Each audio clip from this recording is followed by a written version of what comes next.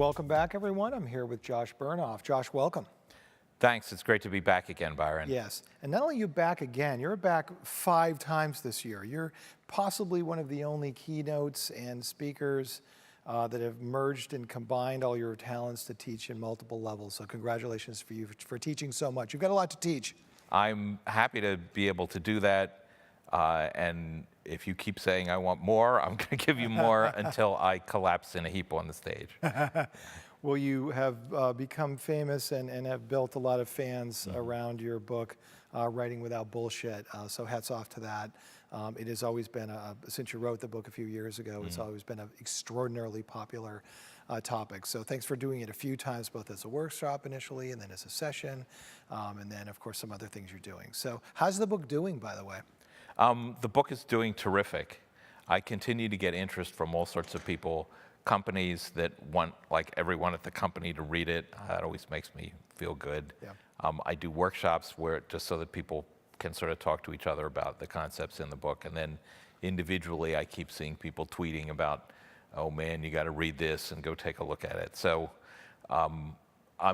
I'd like to believe I'm changing the way the world writes. I don't think we're quite there yet, but one person at a time, we're making some progress. Terrific. Now, I'm curious, when you read an email that is just filled with bullshit, does it drive you nuts? Do you just want to sit there and email them back and say, I have a couple tips and advice for you. Here's a link to buy my book. Well, no, and here's why it doesn't drive me nuts. So I blog every single weekday at Bernoff.com. That goes to withoutbullshit.com, but some people don't like to type that. So when I'm always looking for material, so if you send me something bad, it's like, you're about to become my next example. And the thing is, bad email is not interesting, but to understand why there's a problem, what did this person do wrong, there's some value in that, and I try to turn it into a teachable moment, I guess. Terrific. Now, here's a tough, challenging question. You can always expect that from me, Josh. There's a lot of bad, boring content in this world. Do you worry that if you strip content down too much and get right to it, you'll lose metaphors and things that might be relatively interesting? No, my message is not to fail to be creative in your writing. The stuff I tell people to take out, the passive voice, the jargon, the weasel words, and the padding, the warm-ups, and the emptiness, writing gets better as a result of that. Yep. I love metaphors, turns of phrase, beauty, mystery, stories. This is what makes things interesting, and marketers have always been good at that. I'm about clearing the rest of the stuff away. Unless you use 17 metaphors in the first 2 paragraphs, then I have a problem with it. Fair enough.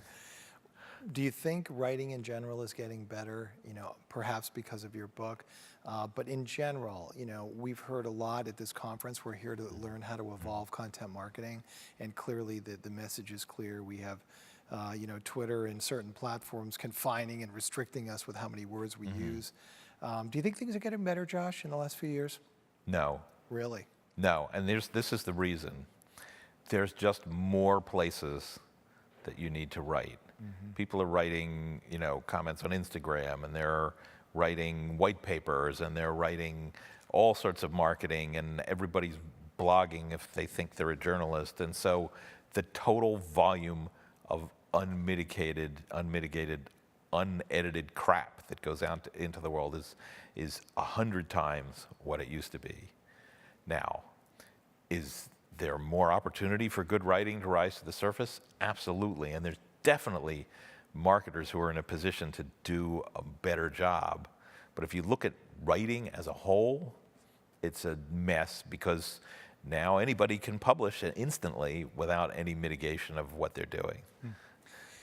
You had a great experience last year at the Comedy Marketing Keynote Series. We began discussing what your role would be this coming year. I reflected back on a conversation that you had with me maybe a few years ago, that you actually had some comedy in your background.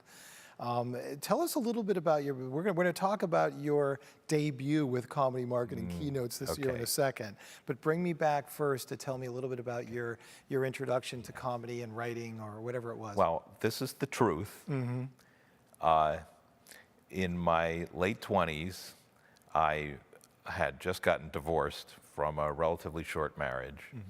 And I was just like, I want to meet the right kind of woman. And I listed out what was important to me in a woman, and really close to the top was has a good sense of humor. So I said, I know what I'll do. I'll take a stand-up comedy class. And then if there's a woman in the class, she's probably got a good sense of humor. She's probably funny. It'll be a good way to find, well, of course, the class was all men.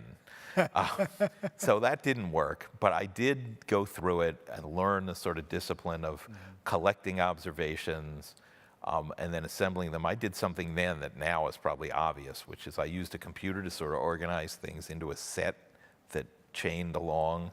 And everybody in the class was like, you're not the funniest person in the class, but you have the most professional sounding set of everybody in the class. So I went through that, and I did my open mics, which if you listen to the tape of it, I sound hilarious, and that's because the table where the tape recorder was in the middle of 5 people, all of whom were my direct reports, so they felt like they had to laugh.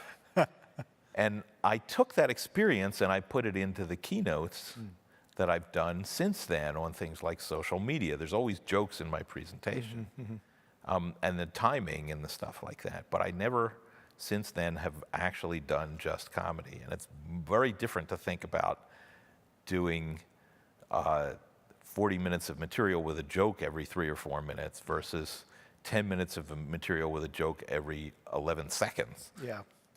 But I wanted to take on the challenge again.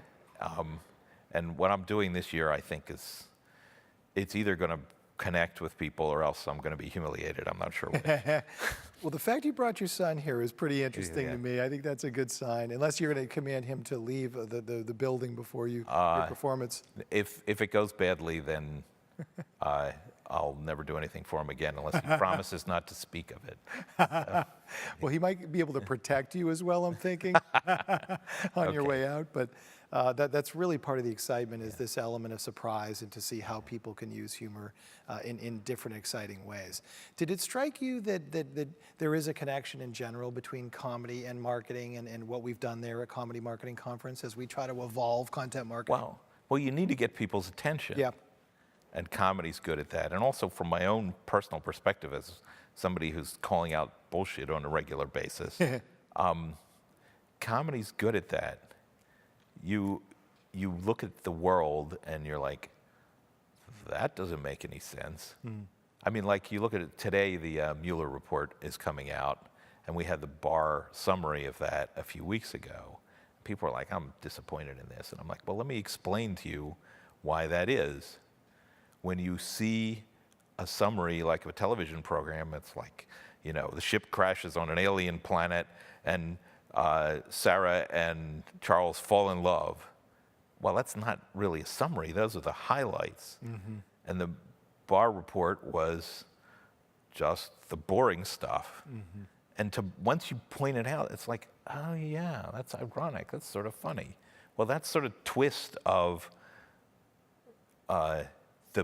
the ironic twist in stuff, I always look at things from the underside to look for what's different and what's weird.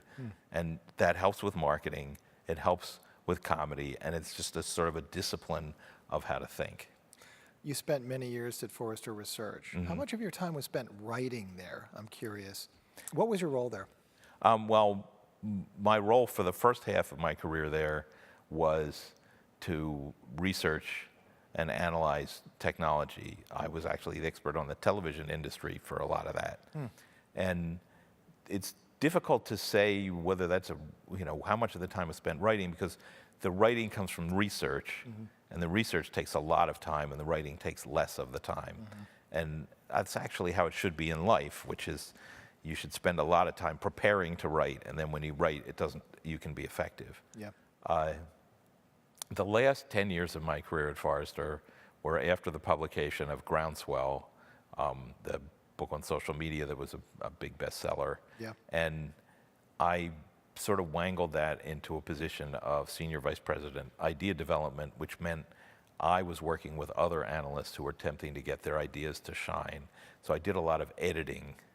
And one of the fun things about that was while I was working with people, they'd say, "Oh my God, you're making me really work at this. This is the hardest I've ever had to work to write a report." And then they'd get to the end and they'd be like, "Oh, that came out really well. Can you do the next one with me too?" So, and I'm like, "No, I have to help the next person." But that experience of helping to shape people's thinking to be the best that it could be has definitely influenced what I do now. Why do we need to rewrite so much? Do you have a theory on that?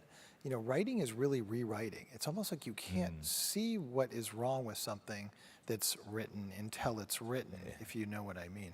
It's pretty simple, and the reason is because writing is thinking. A lot of people work out their thoughts by writing. So once you've thought of something and then you're writing it out and more thoughts are coming to you, when you get to the end, you're like, "Oh, that's what I understand now that I didn't understand before."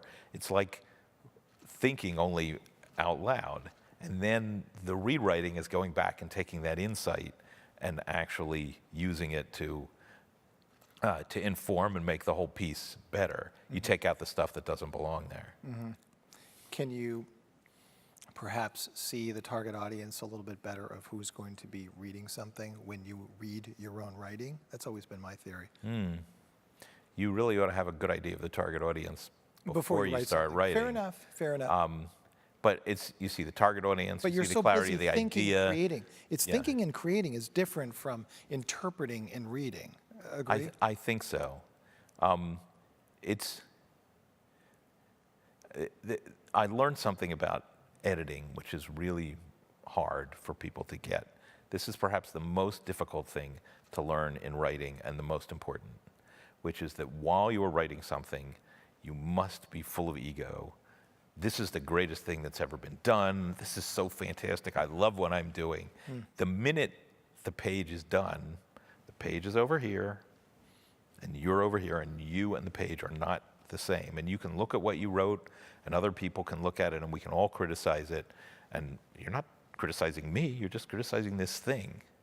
So to love it while you're writing it, and then be dispassionate about it while you're editing it, tough thing to learn. But once you learn that, you're in a position to make improvements to things.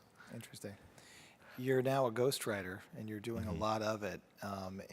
Tell us a little bit about that profession. What's it like to work with people that wish they were you and could write well and think well? Since I left Forrester, I've increasingly focused on authors. I edit, and now last year I ghost wrote 2 books. And frankly, it's a blast. First of all, I would never do that unless I really was excited about the content people were working on. So I can't ghostwrite a book and hate it. And both of those books have my name on the cover as with Josh Bernoff. But once you've decided you're working on an interesting idea with interesting people, it's fun because I'm learning about new stuff and I'm making their ideas sing, and we're going to argue, is this better than this? Is that better? No, you didn't quite get it what I was saying. Well, how would you put it? You're really causing their ideas to come to life. And if those ideas are worthwhile, if those ideas are fascinating, if they're forward-looking, that's a valuable thing to do. I will say doing 2 of those in 1 year was exhausting, and I'm sort of this year focusing on my own material, not on ghostwriting for other people. But I will go back to that just because it's a blast. It also pays all right, too. Is it difficult to say no to people that you know either you can't help or don't have topics that are worthy? I'm not like beating the bushes about this stuff, so it's not like I have lots of offers coming in. But when I see something that's not right for me, I have other ghostwriters who are interested in it, and I'm happy to connect them up. And sometimes I end up as an editor on a project like that, so I can still be involved without it consuming me the way writing a book for someone would. Got it. What's next for you, do you think? What are you working on now? Any major projects, continuing to do some of your own writing? Is there anything in the ground swelling, pun intended? Well, this is where I am right now. As I've worked with authors of various kinds, I've begun to realize that this idea of a book that turns someone into a thought leader is a valuable thing and thing that people don't know much about. As I said in my talk here at the conference, a Which book... one? Just joking. I said, think which one? Just joking. the content marketing conference here, I said a book is the most concentrated lump of content marketing you can have, because you put all of your content into one place. This is like my brilliance about whatever it is, how to use Twitter, how to have a better career, how to be successful as an introvert, whatever it is.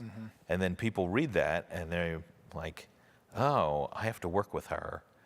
He's the expert on this. When it works well, it's fantastically valuable. When it works poorly, it's a great way to advertise that you're an idiot. And so I want people to get that right. And my expectation, if all goes well, is that I'll be publishing my own book on it to be called Mind Movers. That's the current working title. Probably toward the end of this year, beginning of next year, specifically about how and why to write a business book. Terrific. Good luck with that. And how would you complement that book in the sense of coaching, training, teaching? You know, is it an extension of Without the Bullshit, or is it more aligned with really how do you become a thought leader and use a book as a catalyst to do that? I or both? Is it all just, you know, is it schmores? No, I'm writing Without Bullshit is really for all business writers. Yeah. And that includes marketing writers and people who write reports and people who write science papers and everything. Yeah. I'm concentrating more now on people who conceive of themselves as authors. And I'd like to help as many of them as I can, and I think that that's my future. Look, I love working with people who have good ideas to get those ideas out in the world. There's nothing that would excite me more than to have that be the rest of my career. Fabulous way to leave it, I think, right there. It summarizes you in a nutshell, if that's possible, which we need to do with an author that's written a book without the bullshit. Yep. So thanks for being with us. We need to get you ready for your big keynote. I'm curious, are you nervous about it? Are you thinking about it? Have you rehearsed it like crazy? Are you just ready to knock them dead? Are you convinced that this is going to be the one that's going to get the loudest applause? No, I'm terrified. Okay, because nobody has heard this out loud except me. But well, what people are going to see is I've seen so many motivational speakers, and there is so much vacuous baloney, and I'm just like, let's let people see what's really behind the scenes with motivational speakers. So we'll leave it at that. People can come and hear about that, and hopefully skewering motivational speakers to something that this audience will be interested in. Terrific. Very good. Thanks for the teaser, and hopefully everybody will be able to tune in wherever this video is playing to see that perhaps. But thanks for being with us, Josh. Really appreciate it. Thanks, Byron. Bye-bye. Pleasure. Thanks, Josh. Bye-bye, everybody.